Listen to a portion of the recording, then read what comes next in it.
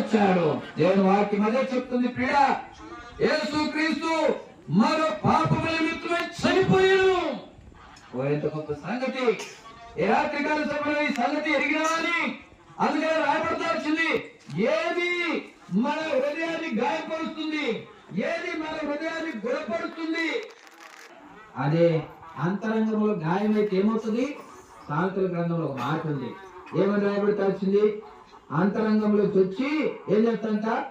గాయం. కనుక దేవుని యొక్క వాక్యం ఏం చెప్తుందంటే, లోపల చాలా మంది చెబుతూ ఉంటారు, అరే పైన పడ్డాయి ఏం చేస్తామంటే దులుపుకుంటే పోతాయిలే, ఈ రోజు పోతే రేపు పోతే అలాగే దెబ్బలు పోతాయిలే అనుకుంటాం. కానీ పై కలగబడినా దెబ్బలు ఏం పోతానా? ఓ రోజు ఉంటాయి, లేకపోతే 2 రోజులు ఉంటాయి, 3 రోజులు ఉంటాయి, దులుపుకొని పోతాం, అయితే తర్వాత మారిపోతాయి. కానీ లోపల పడ్డ గాయం ఏమవుతుందంటే ఏం కాదన్న, లోపల కలిగిన గాయం మానదు. లోపల పడినటువంటి గాయం మానదు. ఏంది గాయం? ప్రభువైన యేసుక్రీస్తు.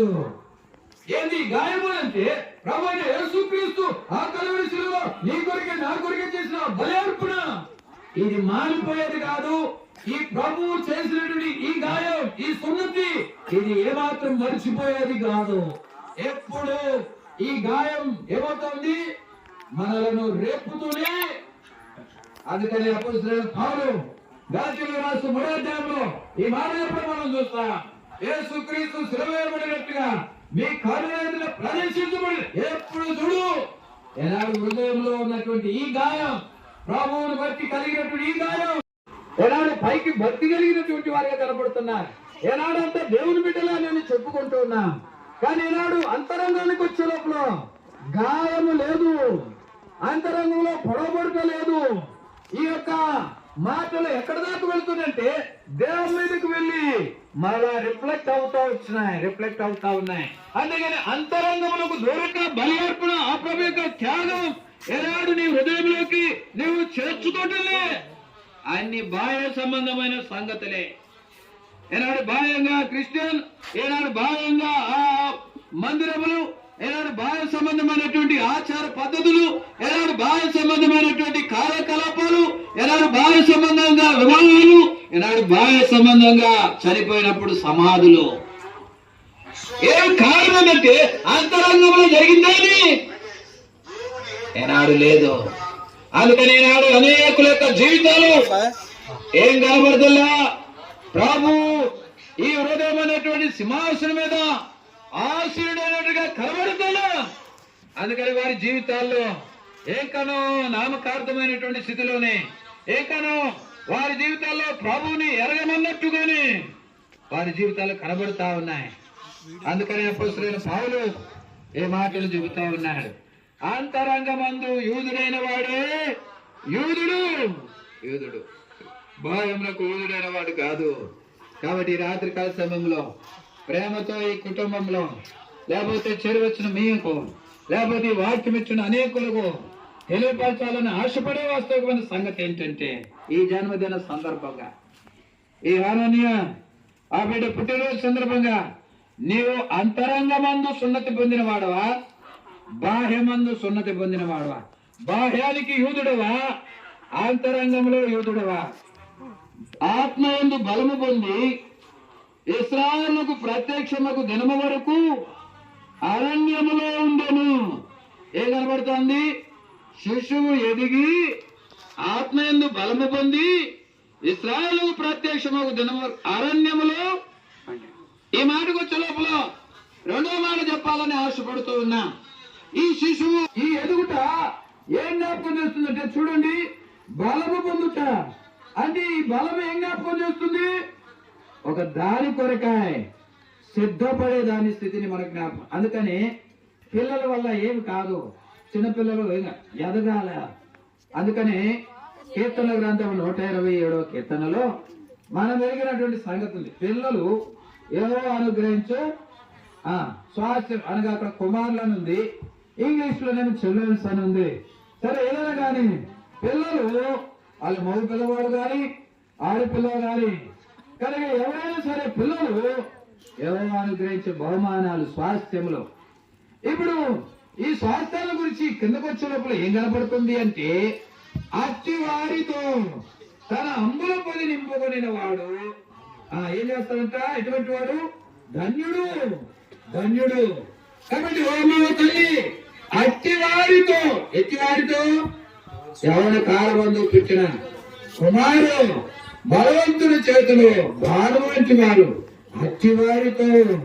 కాబట్టి దేవుని యొక్క వాక్యములో ఈ శిశువు ఎదుగుతా ఏం జ్ఞాపకం చేస్తుంటే ఎదిగి ఏం చేస్తుంది? కష్టపడుతూ ఉన్నా మూసివే ఈ యొక్క శిశువు ఎదిగింది. అందుకనే ఒక మాట మీకు జ్ఞాపకం చేయాలని ఆశపడుతూ ఉన్నా. దాచబడినటువంటి స్థితి ఆయన ఏం జ్ఞాపకం చేస్తుంది?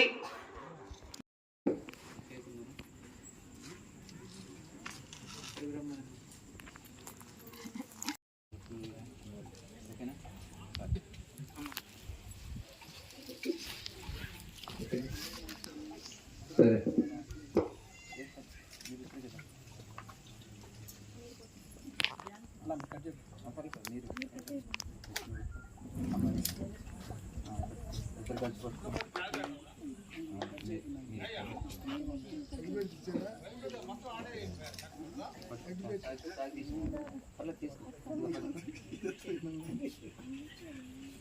ఓకేనా? ముందు ఎగిచ్చా ఏదా పట్టుకోండి, పట్టుకుంటామమ్మా. రాని తిరుగుతుంది, పరిగెత్తుకుంటుంది.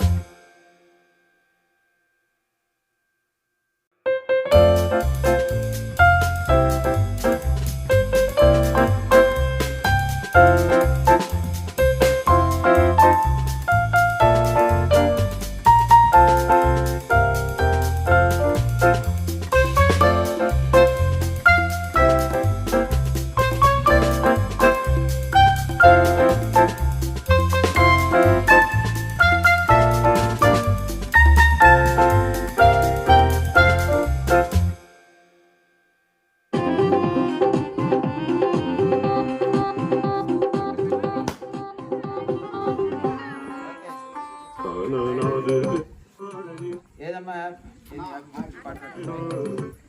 ఏది పట్టుకోమ్మా, ఇద్దరు అటు పట్టుకోండి. నాన్న చెయ్యి అటు అమ్మాయి కూడా happy birthday to you, happy birthday to you, happy birthday happy birthday to you, many greetings to you, many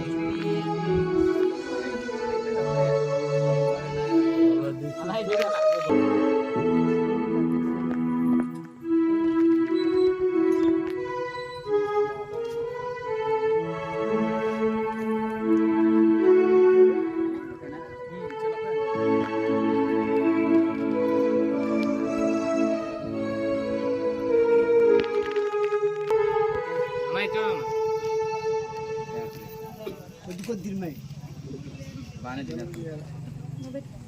okay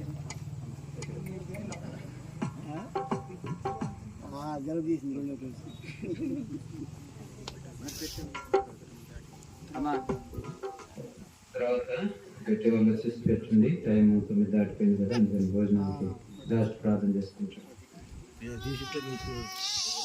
చుట్టాలందరూ వచ్చి కేక్ పెడతారు.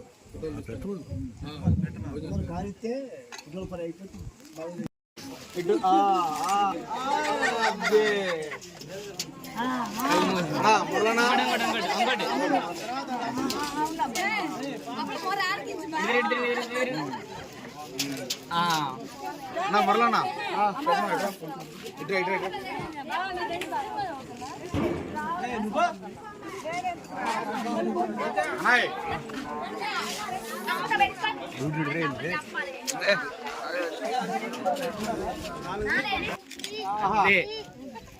ఇంకోసారి అత్త చూడత్త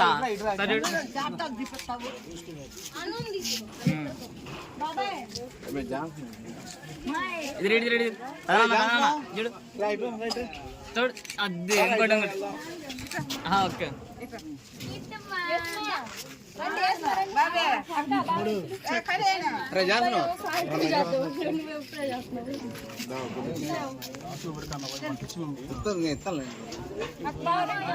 మా కాల్ లేదు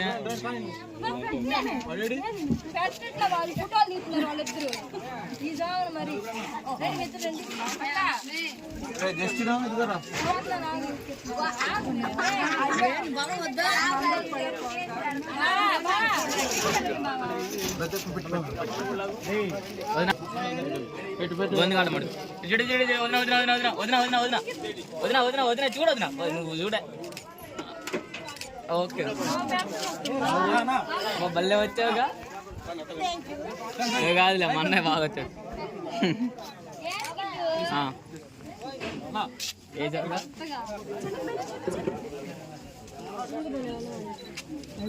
వదినా చూడు అన్నయ్య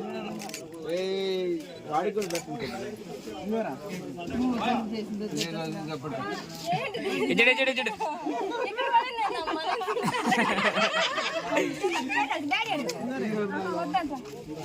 అన్న వదినా ఇద్దరు ఒకసారి చూడండి అవి బల్లి అన్న ఓకే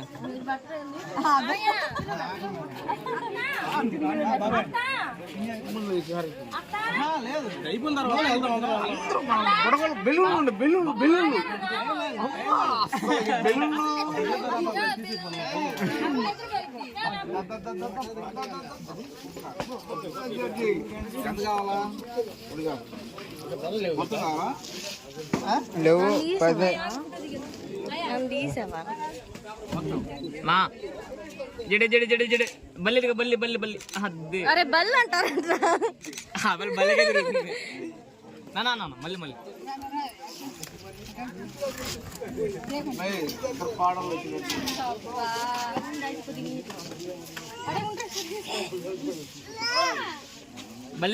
మళ్ళీ బల్లి చూడాల అవలకి ఏది తింటుంది తోటలేదా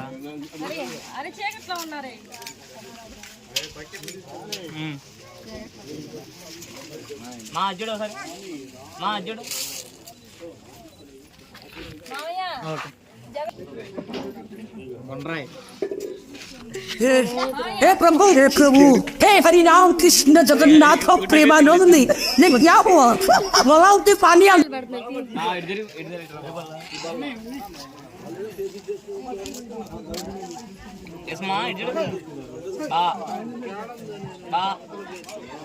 మాత్రం నీట్ గా పడింది అబ్బాయి నిజం అసలు తాలే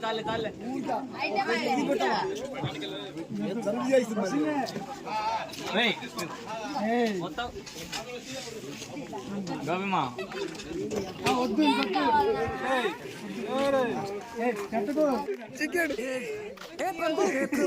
हे हरिनाम कृष्ण जगन्नाथ प्रेमानंद ने क्या हुआ बोलाओ पानी आने गाँव सब हो गया मेरा मेहनती ये गाँव सब हम लोग से करने आया थे हे प्रभु हे हरिनाम कृष्ण जगन्नाथ प्रेमानंद ने क्या हुआ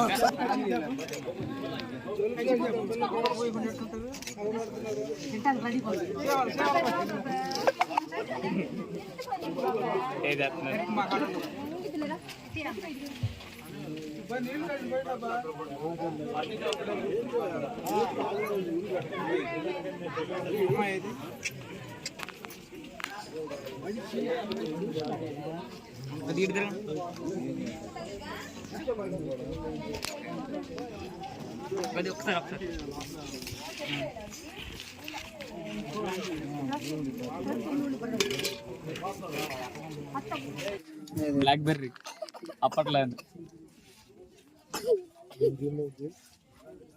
Come on.